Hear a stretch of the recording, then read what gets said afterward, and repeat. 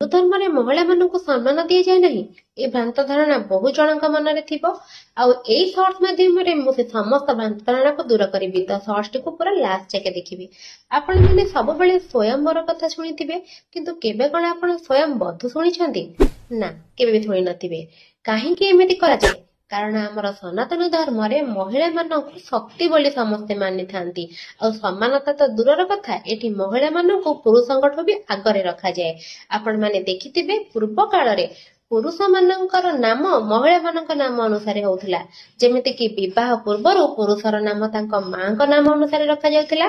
ଆପଣମାନେ ଶୁଣିଥିବେ ଗଙ୍ଗାପୁତ୍ର, ଅଞ୍ଜଳି ପୁତ୍ର, ସୁମିତ୍ରା ନନ୍ଦନ, କୌଶଲ୍ୟା ନନ୍ଦନ ଆଉ ଦେବକୀ ନନ୍ଦନ। ଆଉ ବିବାହ ପରେ ସେମାନଙ୍କ ନାମକୁ ତାଙ୍କ ପତ୍ନୀଙ୍କ ନାମ ଅନୁସାରେ ଆଇଡେଣ୍ଟିଫାଏ କରାଯାଉଥିଲା। ଯେମିତିକି ଗୌରୀଶଙ୍କର, ସିଆପତି, ଲକ୍ଷ୍ମୀ ନାରାୟଣ।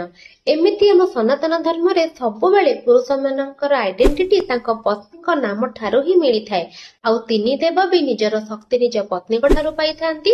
ଆଉ ଯେତେବେଳେ ତାଙ୍କୁ ଶକ୍ତିର ଅଭାବ ହୁଏ ସେମାନେ ଆଦିଶକ୍ତିକୁ ପୂଜା କରନ୍ତି। ଶ୍ରୀରାମ ବି ରାବଣ ସହ ଯୁଦ୍ଧ କରିବା ପୂର୍ବରୁ ଆଦିଶକ୍ତିଙ୍କୁ ହିଁ ପୂଜା କରିଥିଲେ। ଏମିତି ହିଁ ହିନ୍ଦୁ ଶାସ୍ତ୍ରରେ ଓମେନ୍ ଇକ୍ୱାଲିଟିର କନସେପ୍ଟ କିଛି ନୂଆ ନୁହଁ। ଇଏ ବହୁତ କାଳରୁ ଆଉ ବହୁତ ପୁରୁଣା। ଆମେ ସବୁବେଳେ ନାରୀକୁ ସମ୍ମାନ ଦେଇ ଆସିଛୁ। ତେଣୁକରି to be proud as a Sanatan and share this video ମୋର ଆଣ୍ଡ ମୋର। ଜୟ ଶ୍ରୀରାମ।